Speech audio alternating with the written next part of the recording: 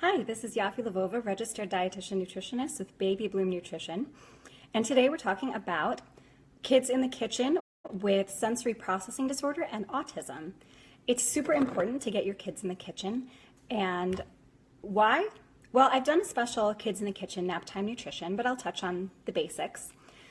Getting your kids involved in the kitchen is great for math skills, vocabulary, fine and gross motor skills, as well as it's a great way to spend time together and increases chances of them trying something new. If they have some good responsibility in the kitchen, it's more likely that they'll be interested in trying the final product. It also builds confidence when they have responsibility and some kind of skin in the game, for lack of a better analogy. So what if you want to bring your kids in the kitchen, but they are on the spectrum or they have some other sensory processing disorder? Elisheva says, hi, here with my sensory kid. He's coloring while I'm cooking. That's great. Thanks for joining. So the thing is that with sensory processing disorder and autism, it affects different kids differently, and each kid has their own set of rules or parameters where they're comfortable, and you have to roll with that.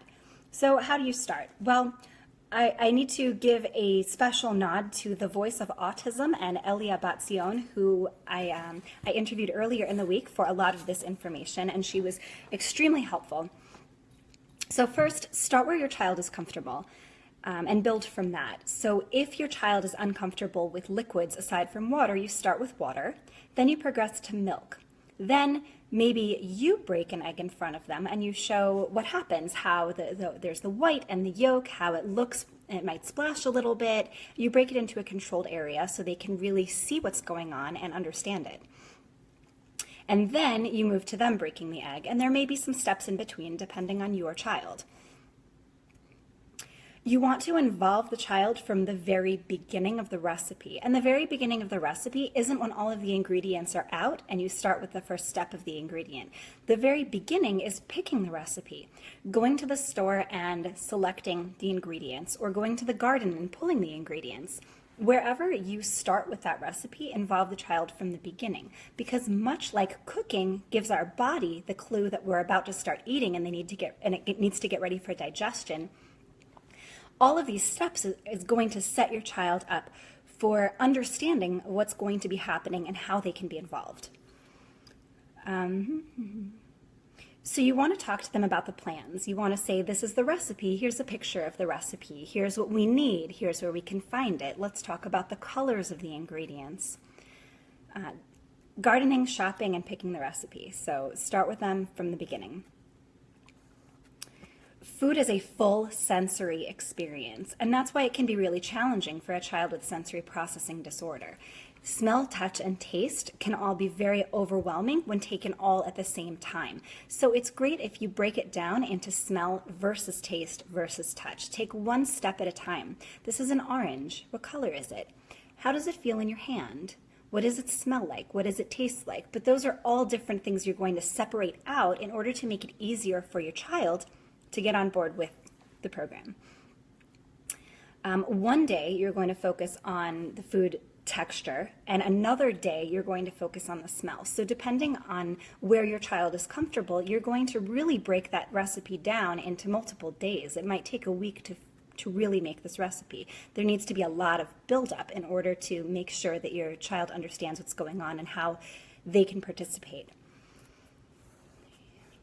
Start with mild smells, tastes, and textures and build from there. You don't want to start with something overpowering. For instance, you don't want their first recipe to be a spicy curry because that might be too much. There's a lot of smell, there's a lot of taste, and there's spice there as well, and it might just be too much for them. You want to use familiar recipes and foods to start. So look at what their safe foods are and start with that, involving them in preparation for their safe foods. And you want to start at their comfort level. If they need their food separated, you need to honor that. If they have sensitivities to texture or taste, take that into consideration and you'll be able to build from there slowly. If your child is afraid of mess, you might want to consider apron or gloves if they'll tolerate that. It's important to honor what your child's parameters are. And if they're concerned about getting a mess everywhere, then show them, okay, we're making a small recipe, but this is a big bowl so that the whole recipe fits within this bowl and doesn't splash everywhere. And have an apron, maybe have some long sleeve shirts on to make sure that they don't, they're not in an uncomfortable situation. Another idea is to have a behavior contract, which works for kids who are a little bit older, but you can use for some smaller kids. They get a reward for participation. And I want to put a caveat here. I don't believe in using food as a reward. Maybe a sticker might be more appropriate, or a trip to pick out a toy. So small steps depending on age. With you want to adjust what your goals are. And you have to take into account their comfort level as well as their age and development when you're thinking about that. So a 2-year-old who likes bubbles, maybe you're going to have smell a carrot, and then I'll blow bubbles. And chop the carrot, and then I'll blow bubbles. And that's a great reward because it's not food. You don't want to be food motivated. You want to be maybe project motivated as far as food, but not food as a reward. And there's no reward for eating. The reward is for participating in the activity, but not for eating the product.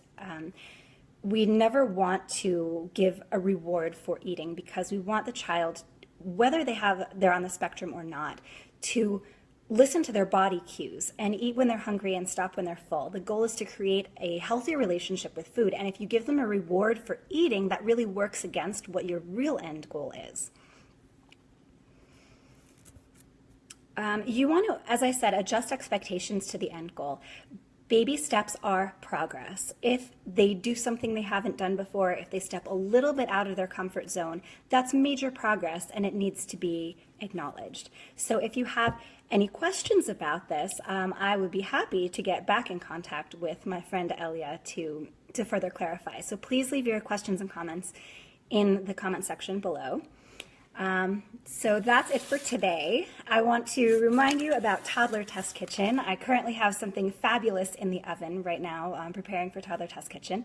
So come join us, hhcm.org/TTK. Sign up for my newsletter. Got fun stuff going on. And one of those things that's a fun thing is I'm giving a talk at Musicology of Chandler on October 13th at 1 p.m.